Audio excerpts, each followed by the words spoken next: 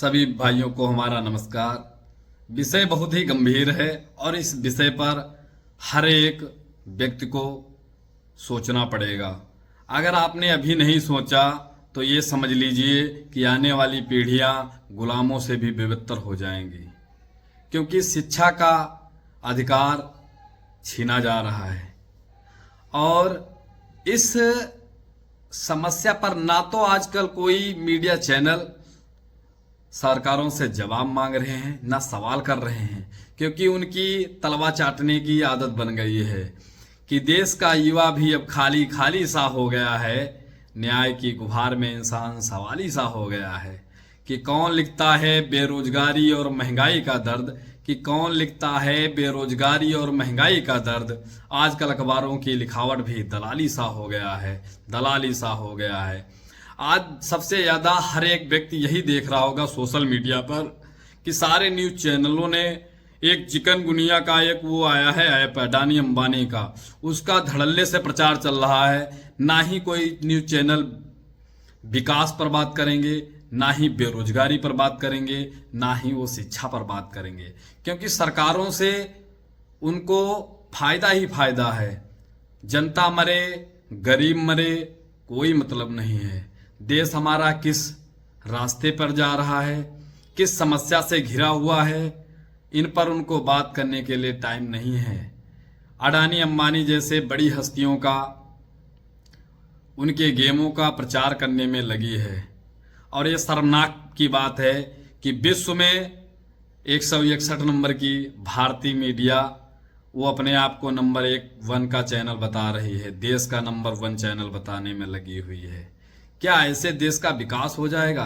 आज सरकारों ने हमारे स्कूलों को बंद करके हमारे हाथ पांव सब काट दिए हैं। ऐसा मुझे प्रतीत हो रहा है कि आने वाली पीढ़ियां आदिमानव के जीवन जैसा जिएंगी और इन्हीं कुछ चंद इंसानों के कब्जे में रहकर वो गुलामी की जिंदगी भी जिएंगी। तो मैं इस बात से बड़ा आहत हुआ हूँ कि गरीब और असहाय बच्चों के विद्यालय बंद किए गए हैं। तो मैं सभी से फिर से निवेदन कर रहा हूँ कि इस आवाज़ को उठाइए और बुलंद करिए, क्योंकि हमारी आने वाली पीढ़ियाँ अंधकारमय युग से बाहर निकल सकें। यह शिक्षा का अधिकार एक प्रत्येक हर एक बच्चे का है। उस अधिकार पर हमारी सरकारें कब्जा किए बैठी हैं और धीरे धीरे हमारी शिक्षा से जो है नाता तोड़ रही हैं, क्योंकि वो स्कूल ही बंद कर रही हैं और हजारों देसी शराब, अंग्रेजी शराब, बियर बार जैसे जो है सबसे खतरनाक और सबसे जहरीले पदार्थों, सरकारें शराब की दुकान खुलवा सकते हैं, तुम्हारे विद्यालय नहीं खुलवा सकती हैं, क्योंकि विद्यालय से पढ़कर बच्चा सवाल करेगा और तुम्हारा बच्चा मदिरालय जाकर मदिरा पीने का काम करेगा, जिससे घर तहस नहस होगा और गुलामों की जिंदगी जिएगा।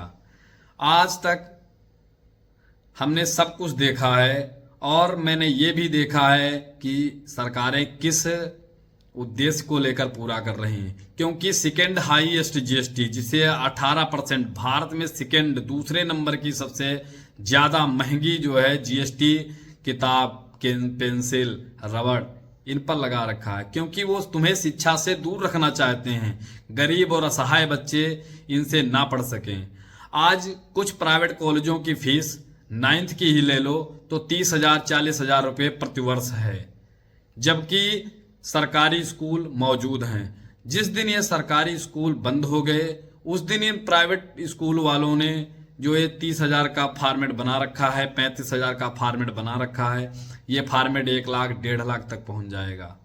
जिस दिन ये निजीकरणों के हाथ में जाएंगे यही ठेकेदार शिक्षा को बेच खाएंगे और असहाय और गरीब बच्चों की शिक्षा हमेशा के लिए खत्म हो जाएगी। इसीलिए सभी से निवेदन है कि इस विषय पर एकजुट होकर अपनी आवाज़ उठाएं, जिससे हमारी आने वाली पीढ़ियां कहीं ना कहीं शिक्षा से वंचित ना रह जाएं, क्योंकि विषय बहुत गंभीर है कि देश के युवा को भटकने पर मजबूर दर दर किया जा रहा है, बेशुमार कर्ज बढ़ाकर देश की हालत जर्जर किया जा रहा है। कि हर घर शिक्षा, हर आंगन शिक्षा की ज्योति कैसे जला पाओगे साहब, कि हर घर शिक्षा, हर आंगन की शिक्षा की ज्योति कैसे जला पाओगे साहब, जब गरीब और असहाय बच्चों के स्कूल ही मर्जर किए जा रहे हैं, स्कूल ही मर्जर किए जा रहे हैं। बहुत बहुत धन्यवाद।